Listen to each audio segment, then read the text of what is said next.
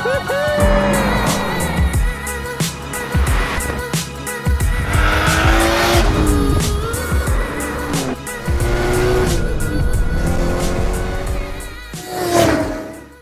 up everybody, welcome back to another Ross review. Now, we all know about the legendary 2JZ engine, the powerhouse inline-six twin turbo that launched the Mark IV Supra into the history books. As the original Fast and the Furious taught us, these engines can be built up to take on just about anything on the street. But there's one thing you probably didn't know, was that the Supra actually borrowed its engine from a car that was already in production. You've probably never heard of it. It's the Toyota Aristo.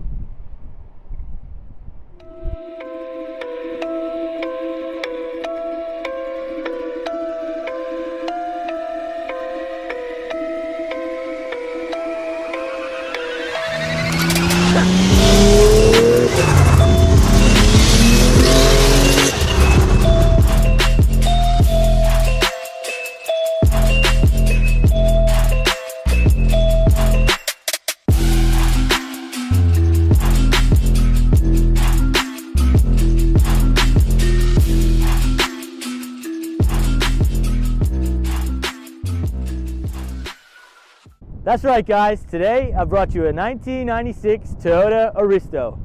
Now, the Aristo launched back in Japan in 1991. Marketed as more of a luxurious sports sedan with European styling cues, the Aristo was offered with two different engine types. You had the naturally aspirated 2JZ GE, and then you had, of course, the twin turbo 2JZ GTE. And they were both offered in a 4-speed automatic with rear-wheel drive. 1992, we saw the introduction of a third option where the Aristo got a V8 engine with all-wheel drive. The Toyota Aristo was sold everywhere else in the world as the Lexus GS300, but it only had the naturally aspirated 2JZ in it. In a way though, this car really started Lexus's performance image, and without it, we would never have seen all of Lexus's F-type performance variants. This car today directly translates to the Lexus GS 450 F-Sport. Now I gotta say, I really love the way that this Aristo comes across as such a sleeper. It's really hard to believe that this was the first production car to take in the legendary twin turbo 2JZ engine. And when you just have a look at it, you know, it's really hard to believe. But I kind of love that whole sleeper look about it, and it makes for just a really interesting car. Just coming to the back of the Aristo here, I really like the rear end on this car. It's really got a beefy look to it and kind of hints that there's something going on. You've got this cool spoiler that sort of just subtly goes off the rear end here. It comes off the side a little bit even here. And you've got these dual exhausts down at the bottom. And the tail lights here, I gotta say, I'm getting a real strong 300ZX vibe here. Now, the 300ZX came out in 1989, and this is a 96, but there's a strong vibe here, I feel, and the whole contour of this rear end really kind of screams 300ZX to me. But whether Toyota copied Nissan, I don't know. But I love the way this rear end looks. Now, under the hood here, guys, we have, like I said, the legendary 2JZ twin turbo. When this car came from the factory, Toyota claimed performance around 275 horsepower. But back in Japan then, manufacturers had this sort of gentleman's agreement that they wouldn't advertise anything over around 275 horsepower. So this engine generally is thought to be more like around 320 horsepower. This car is not factory, far from it, at least under the hood. The owner has installed a larger single turbo over the twin turbo setup. He's done the cams, gearbox, and put in a new ECU, and the car is running now on E85, pushing just under 500 horsepower. So inside the Aristo, straight away you can just tell this was a luxurious car and way ahead of its time. Everything in this car is electric. Electric seats, you've got even lumbar support, all the movements are electric. You know, you've got a 1,000,001 buttons on this center dash control here, and you know, for 1996, this was top of the line stuff. Leather seats in here, very comfortable car. The seating position is very comfortable. So just coming down to the gear selector, obviously this is a 4-speed automatic, like we said. You've got a power mode here. This is obviously a very sporty engine, so it's nice that at least they have that. As well, down here we have actually an auto air purifier button, as crazy as that sounds. Remember, this is a 1996. 2 cup holders pop out, nice to see. And again, under here you have a decent storage cubby.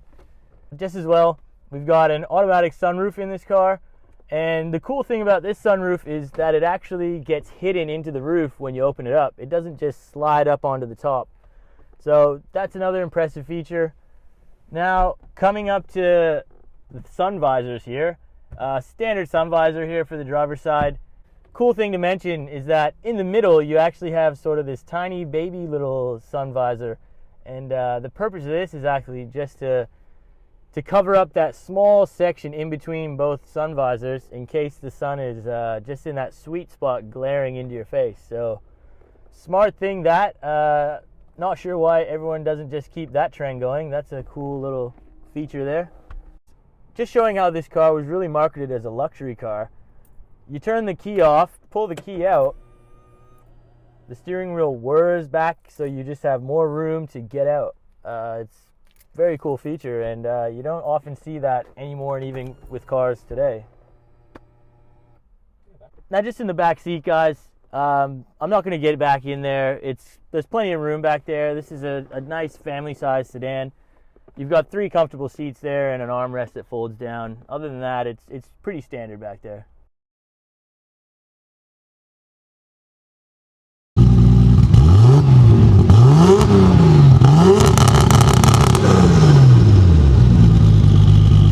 Alright, so driving the Toyota Aristo. Now this car is just like so luxurious, like such a cruiser, and it's just insane to think that this was the original owner of the Twin Turbo 2JZ. Looking behind the steering wheel here, you know, you got the big Toyota like you'd find in a Camry or something, and yet if you put your foot down, man, this thing goes, and man, you're not expecting it. This thing is just scary.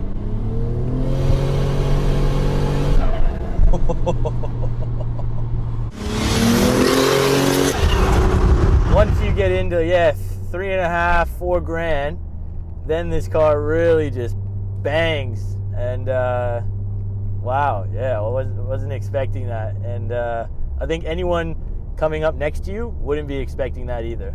It's just weird, like, feeling this experience as well, like in a kind of luxurious sedan with like an automatic gearbox. Like, it's just kind of weird, you know. Now, I will say, like the transmission, it does feel a little bit doughy, and I wouldn't say it's the greatest transmission driving in low speeds here, but obviously we are in power mode. But we got to remember this car is what, 22 years old, so you can't give it too much grief for its transmission. Now, coming around corners and that, you can definitely feel it's a 4-door saloon, but yeah, wow, straight line speed in this. Yeah, it's hard to keep your foot down for any length of time, definitely.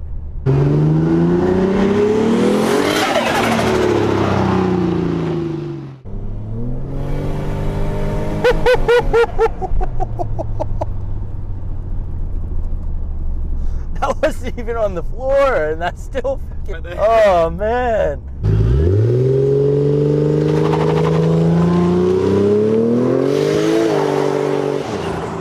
This is why you love late 90s Japanese cars, because they're just some of the most outrageous, fun to drive cars that have ever been made, in period. So that's the 1996 Toyota Aristo.